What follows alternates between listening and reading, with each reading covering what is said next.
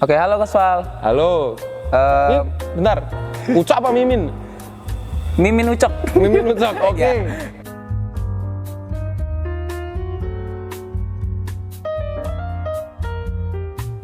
Mau tanya nih Coach Val, Apa? apa sih yang nggak orang tahu tentang tim basket USM? Selama ini Ya, di-spill. boleh. Tapi bener sih mending di-spill di sini sih. Iya. Daripada kucing klinik ntar dikomersilin. Wah. Nah, apa ya? Jam terbang berarti. Maksudnya jam terbang itu apa Coach Val? Mungkin banyak dari orang yang nggak tahu soal di USM tuh, aku selaku head coach berusaha gimana caranya semua pemain itu tuh dapat jam terbang. Dalam arti di turnamen maupun kalau sparring pasti nggak ada sih kita target sparring harus menang bla bla bla gitu.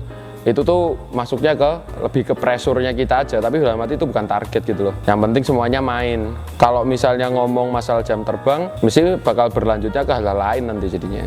Terus jam terbang itu sendiri kan juga kembali ke anaknya juga. Dalam arti kayak kalau misalnya kita butuh jam terbang, ya berarti kita harus perjuangin itu juga gitu.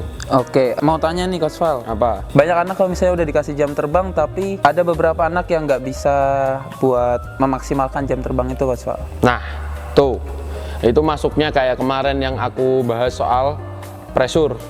Pressure itu macam-macam. Salah satunya kalau di tim kita ya dari jam terbang itu sendiri. Dalam arti banyak nih pemain yang ngeluh di tim A, di tim B, di tim C dia nggak dapat jam terbang kan. Terus habis itu dia berusaha dapat jam terbang. Tapi di tim itu kan juga ada persaingan. Itu sudah pressure namanya. Jadi ketika itu sudah jadi pressure buat si anak itu sendiri, nah gimana anak itu ngatasinya aja sebenarnya. Itu pressure waktu dapetin jam terbang. Kalau misalnya pressure setelah dapatnya, nah itu lebih sulit lagi kalau aku bilang. Karena itu jatuhnya ke arah tanggung jawab pribadi karena sudah dipercaya sama pelatih, sama teman-teman buat berlaga, bermain gitu di lapangan, ya bawa nama tim kita. Dari Coach Val sendiri, untuk ngasih jam terbang ke anak itu, Coach Val itu menilainya secara apa ya Coach Val? Kalau aku sih justru malah yang biasanya mainnya kurang sering aku mainin. Kalau misalnya itu pertandingan kayak scrimmage gitu, malah aku sebisa mungkin gimana caranya nih anak bisa turun, bisa main. Bukan malah ini nggak dimainin karena takut kalah gitu kan. Nah kalau misalnya nanti akhirnya mainin dia kalah, kan itu kan jadi evaluasi. Yeah. Tujuan kita uji coba atau sparring atau apalah itu bahasanya scrimmage itu kan buat cari evaluasi. Kadang ada juga yang lebih high risk lagi, lebih resikonya lebih tinggi, itu kita masuk di sparring event. Nah kalau udah judulnya sparring event, berarti kita sparring nih, tapi di satu event yang itu ditonton banyak orang. Dan aku emang kasih jam terbang ke anak-anak yang misalnya calon degradasi beasiswa ataupun yang emang lagi kurang mainnya dari kemarin, minute play-nya aku banyakin. Sedangkan anak-anak yang emang udah settle permainannya udah bagus, aku kasih minute play cuman buat ngasih angin aja di dalam pertandingan gitu. Nah, cuma kan di situ tujuannya kan bukan kita ngalah, tapi kan kita kan emang targetnya bukan jadi seorang juara di situ, karena kita tahu itu sparring event kan. Target kita adalah memberi kesempatan dan mendapatkan nilai dari anak ini tuh layak nggak masih dimainin, atau layak nggak masih berbeasiswa, atau ke depan tuh dia bisa diarahin jadi pemain seperti apa. Misal banyak nih kejadian kayak gini, misal anaknya ngerasa dari awal itu tuh pressure-nya berat, termasuk dimarahin pelatih, termasuk hal lain, merantau pun itu juga pressure expose weak player. Lah tuh bener, setiap pemain itu tuh pasti punya masa di mana dia tuh jatuh. Apalagi kita yang ngadepin pressure. Satu yang paling susah tuh pressure dari perantauan dulu. Dah tuh orang perantauan banyak lah cobaannya, lu tahu sendiri ya kan Min ya. Yeah. Tahu sendiri, lalu juga perantauan. Anak-anak USM rata-rata perantauan. Yang kedua pressure dari dalam tim. Nah yang kedua tuh lebih ke dimana pelatih nih kasih target. Nah ini yang salah nih. Kadang target tuh jadi pressure, salah. Itu sama aja kamu dapat tanggung jawab tapi ngerasanya itu tekanan. Oh iya. Itu salah itu kalau itu pelatihnya yang udah salah mengolah timnya kalau aku bilang. Nah di satu sisi ketika kamu latihan tapi tidak ada pressure, nah lu harusnya tanya sama pelatih lu, ini mana pressernya coach? Iya.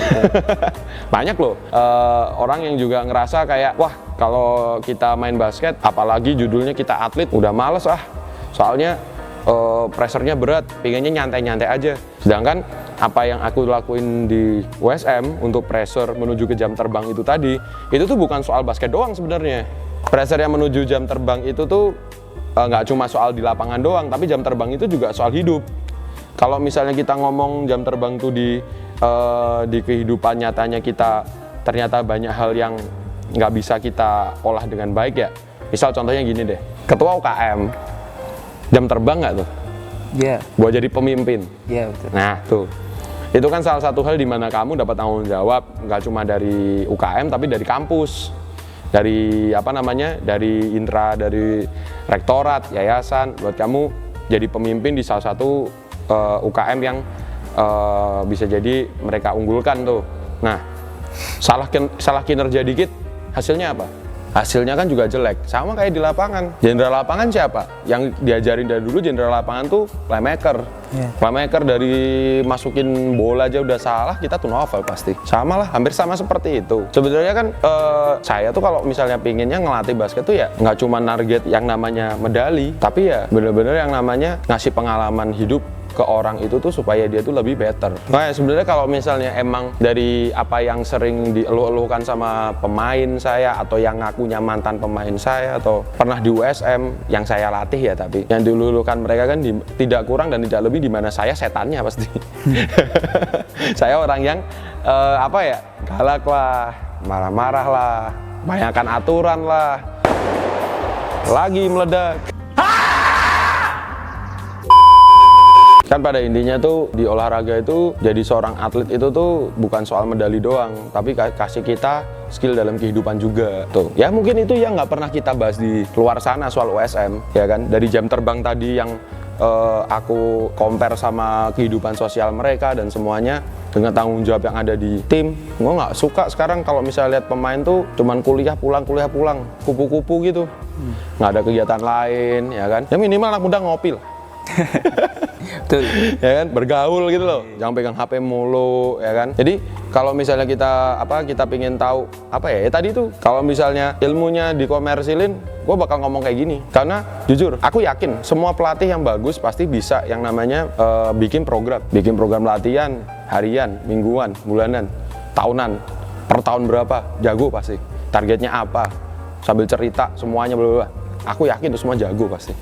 Tapi nggak semua pelatih tuh tahu pressure-nya yang pas buat pemainnya tuh sama buat timnya seperti apa. Bahkan saya pribadi tuh udah ngerasain, ini by experience pribadi saya, bukan berarti saya menggurui siapapun di sini, tapi ini sekedar info aja. Kalau misalnya aku tuh Coach Fali ini mesti tahu lah yang pernah saya latih. Coach Fali bukan tipikal orang yang takut kehilangan pemain. Saya pernah kok dulu pegang SMA, salah satu SMA di Semarang, saya event cuma pakai 5 orang. Tuh serius tuh, orang masih hidup semua.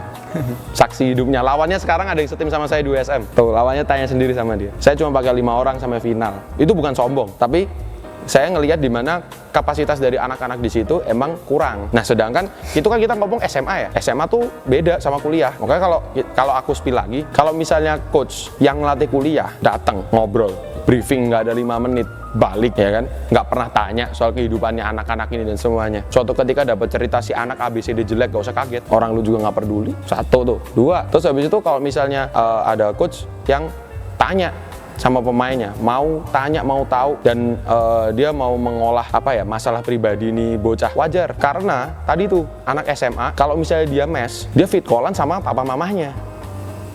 Anak kuliah pulang latihan, fit call pertama pacarnya. Bohong lu bilang nggak? Ya nggak, Min? Ya. Di mes banyak nggak, Min? Banyak. Nah iya makanya, USM gitu sih. Kan nggak tahu ya kalau kampus lain kayak gimana. Pertama pasti gitu, kalau pas SMA, dia pasti pulang di telepon orang tuanya nggak ngangkat, panik. Karena masih SMA. Sedangkan kalau udah kuliah, udah lebih bodo amat pasti. Soalnya kalau nggak ada sosok orang yang dampingi dia di situ, ya udah. Lu tahu lah yang udah gimana. Lu cuma lulus dari kuliah tanpa selama 4-5 tahun ke depan itu tuh, dari mulai awal masuk sampai terakhir lu nggak punya life skill sama sekali yang kamu dapat selama kamu jadi atlet. Terus kamu mau lulus tuh jadi apa? Banyak kok sebenarnya BUMN tempat-tempat yang butuh orang-orang pekerja yang bagus, tapi nggak semua juga sampai situ bisa bener-bener tahu caranya mengadaptasi dulu.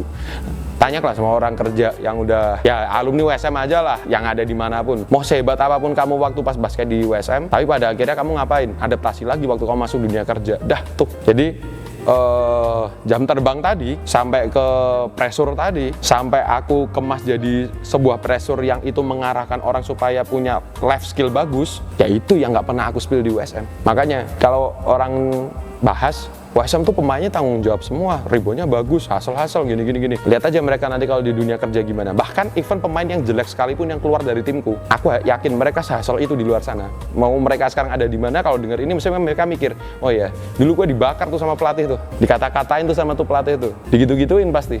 Tapi ketika mereka tahu hasil dari situ adalah suatu hal yang sekarang bikin kamu bisa berdiri, saya nggak merasa kayak kamu tuh musuh saya. Saat itu ya, saya nggak merasa gitu. Saya merasa ya saya berhasil. Tugas saya di sini melakukan itu. Ya fungsi saya. Makanya kalau Coach Rina, Coach Dino, ya itu malaikatnya lah. Saya ini bagian setan-setannya. Makanya kalau ketemu saya, pemain sungkan-sungkan semuanya, bla bla bla. Kalau sama coach yang lain, saya enaknya sendiri. Karena ada beda ya. Pemain yang hormat sama pelatihnya atau yang takut. Iya. Kalau aku nggak usah dihormatin, nggak usah ditakutin. Lu jalanin aja rusnya. Rusnya jalan, kita jalan. Kalau rusnya nggak jalan, kita stop. Dah, gitu aja. Gimana, Min? Mantap nggak? Oke, ini kayaknya menjawab dengan lengkap ya, detail ya pertanyaan-pertanyaan yang ditanyakan oleh orang-orang di luar sana, Coach Val. Berarti tujuannya bukan pressure yang berarti memojokkan pemain ya, Coach Val ya? Bukan. Menjatuhkan pemain, tapi lebih ke pressure dan tanggung jawab di lapangan. Untuk Nggak cuma mengasah- di lapangan, ya. di hidupnya. Bukan untuk mengasah skill, hard skill kan kita punya basket. Mungkin kalau soft skillnya itu yang mungkin jarang didapat Nah, sama. itu. Pesan-pesan buat mungkin anak-anak di luar sana yang masih termotivasi untuk basket Ya, lebih bagus. apa ya, jangan gampang baper lah. Hidup tuh nggak cuma selesai sampai sini doang gitu. Nggak, kamu tuh baru mulai. Jadi life crisis tuh baru, kalau kata orang-orang, baru dimulai ketika kamu di atas 18 sampai nenek ke 25. Itu berat banget. Lu udah pacaran cinta-cintaan sampai ke sedalam itu, padahal lu nggak tahu rasanya nanti kalau misalnya cari duit buat rumah tangga gimana. Berat loh. Banyak orang curang di luar sana buat kayak gitu.